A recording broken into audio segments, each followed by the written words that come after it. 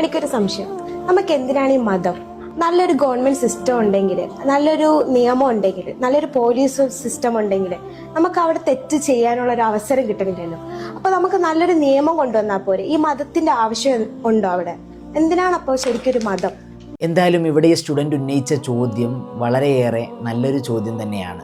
കാലക്രമേണ ഒരുപാട് സ്റ്റുഡൻസിൻ്റെ ഉള്ളിൽ നിന്നും ഇത്തരം ഒരു ചോദ്യം വരാനുള്ള സാധ്യത ഏറെയാണ്. എന്നെ കേൾക്കുന്ന ഒരുപാട് ആളുകളുടെ ഹൃദയങ്ങളിലേക്ക് ഇത്തരം കാര്യങ്ങളൊക്കെ എത്തട്ടെ എന്ന് ആമുഖമായി ഞാൻ പറയുകയാണ്. നമ്മളുടെയൊക്കെ ചുറ്റുഭാഗങ്ങളിൽ എത്ര ആളുകളാണ് സിഗരറ്റിന് പോലും അടിമപ്പെട്ടത്? ഏറ്റവും ചുരുങ്ങിയ ഒരു ഉദാഹരണം ഞാൻ പറയുകയാണ്.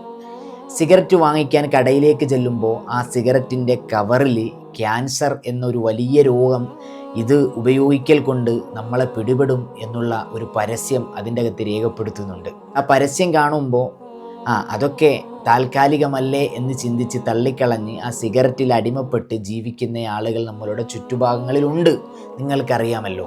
എന്നാൽ സിഗരറ്റ് എന്ന് പറയുന്ന ഒരു ലഹരിയിൽ അടിമപ്പെട്ടു പോകാത്ത ജീവിതം നമ്മൾക്ക് പാകപ്പെടുത്താൻ കഴിയണമെങ്കിൽ ഒരുപക്ഷെ മതബോധം നമ്മളുടെ ഹൃദയത്തിൽ ഉണ്ടായിരിക്കണമെന്നാണ് ഞാൻ നിങ്ങളോട് പറയുന്നത്. ഒരു വലിയ സ്വാത്വികനായ പണ്ഡിതൻ പറഞ്ഞു വെച്ച ഒരു വരി ഞാനിവിടെ ഓർക്കുകയാണ്. പറയുന്ന പക്ഷം സാരമില്ലൊരു ബീഡിയാ, നോക്കുന്ന പക്ഷം ആപത്തുണ്ടൊരു കോടിയാ. പറയുമ്പോൾ സിമ്പിളായിട്ട് പൈസ കൊടുത്തിട്ട് മോനെ 2 കവർ സിഗരറ്റ് വാങ്ങിക്കാൻ പറയും. സാധാരണമാണല്ലേ? എന്നാൽ അത് ഉപയോഗിക്കൽ കൊണ്ട് കാലാകാലങ്ങൾ നമ്മളുടെ ജീവിതങ്ങൾ നഷ്ടത്തിലേക്കാണ് പോകുന്നതെന്ന് മനസ്സിലാക്കണമെങ്കിൽ മതബോധം നമ്മളുടെ ഹൃദയത്തിലുണ്ടായിരിക്കണം. ശരിയല്ലേ? നിങ്ങൾക്ക് ചിന്തിക്കാൻ വേണ്ടിയാണ് ഇതൊക്കെ പറയുന്നത്.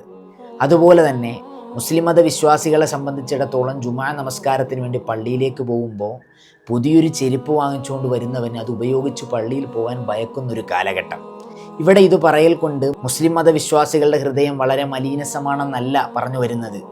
എന്നാലും എല്ലാവരും വെള്ളിയാഴ്ച ദിവസം പള്ളിയിൽ പോകൽ കൊണ്ട് ഞാനും പള്ളിയിൽ പോകാതിരുന്നാൽ എന്തു വിചാരിക്കുമെന്ന് കരുതി പള്ളിയിൽ പോകുന്ന ആളുകളുണ്ട്. അങ്ങനെ പോകുന്നവരുടെ ഹൃദയങ്ങളിൽ നിന്നാണ് പുറത്തേക്കിറങ്ങുമ്പോൾ നല്ല ചെരുപ്പ് കാണുമ്പോൾ തൻ്റെ കാലിലേക്കെടുത്ത് ധരിക്കാനുള്ള ചിന്ത ഉടലെടുക്കുന്നത്. എന്നാൽ മതബോധത്തോടു കൂടി നാളെ സൃഷ്ടാവിൻ്റെ മുമ്പിൽ ഞാൻ പോയി നിൽക്കേണ്ടതാണ്, സൃഷ്ടാവിൻ്റെ മുമ്പിൽ ഇതിനെക്കുറിച്ച് ചോദ്യങ്ങളുണ്ട് എന്ന വലിയൊരു ബോധം ഹൃദയത്തിലുണ്ടെങ്കിൽ അന്യൻ്റെ മുതൽ എടുക്കാൻ അവനെ കൊണ്ട് കഴിയില്ല എന്നാണ് ഞാൻ പറയുന്നത്. ഇങ്ങനെ എത്രയെത്ര സംഭവങ്ങൾ നമ്മളുടെ സമൂഹത്തിൽ നിന്ന് നമ്മൾക്ക് എടുത്തു കാണിക്കാൻ കഴിയും. ഗവൺമെൻറ്റിൻ്റെ നിയമത്തിലുപരി മതം നമ്മൾക്ക് നൽകുന്ന വലിയൊരു ഗുണപാഠം ഞാനിവിടെ ഒന്ന് ഓർമ്മപ്പെടുത്തുകയാണ്. ഉദാഹരണം, നമ്മൾ മുസ്ലിം പള്ളിയാകട്ടെ, ചർച്ചാകട്ടെ, അമ്പലമാകട്ടെ, അവിടെയൊക്കെ പോകുമ്പോൾ വിശ്വാസികളെ സംബന്ധിച്ചിടത്തോളം അവിടെ ഒരു നേർച്ച വഞ്ചിയുണ്ട്. പള്ളിക്കുറ്റികളിൽ നിന്ന് പണം മോഷ്ടിക്കാതെ നമ്മളെ നിയന്ത്രിക്കാൻ CCTV ക്യാമറ എന്ന ഗവൺമെൻറ്റിൻ്റെ നിയമത്തിനെ കൊണ്ട് കഴിയുമെങ്കിൽ നമ്മളുടെ കീശയിൽ നിന്ന് പണം നിക്ഷേപിച്ച് നല്ലൊരു മനസ്സ്, നല്ലൊരു മനുഷ്യനായി തീരാൻ നമ്മളെ പാകപ്പെടുത്താൻ മതത്തിനേ കഴിയുകയുള്ളൂ എന്നുള്ളതാണ് ഏറ്റവും വലിയ സത്യം. ചുരുക്കി പറഞ്ഞാൽ മതത്തിൻ്റെ മൂല്യമില്ലാതെ ഗവൺമെൻറ്റിൻ്റെ നിയമങ്ങളെപ്പോലും അനുശാസിക്കാൻ നമ്മളെ കൊണ്ട് കഴിയില്ല എന്നുള്ളതാണ്. അതായത് ബൈക്ക് യാത്രികനായ ഒരാൾ ഹെൽമറ്റ് വെച്ച് യാത്ര ചെയ്യുകയാണ്. പെട്ടെന്ന് അദ്ദേഹത്തിൻ്റെ നിയന്ത്രണം തെറ്റി നിലത്തേക്ക് വീഴുമ്പോൾ അദ്ദേഹത്തിൻ്റെ ജീവൻ രക്ഷിക്കാൻ ഒരുപക്ഷെ കാരണമായി ഹെൽമറ്റ് വരാം. അത് ഗവൺമെൻറ്റിൻ്റെ നിയമമാണ്.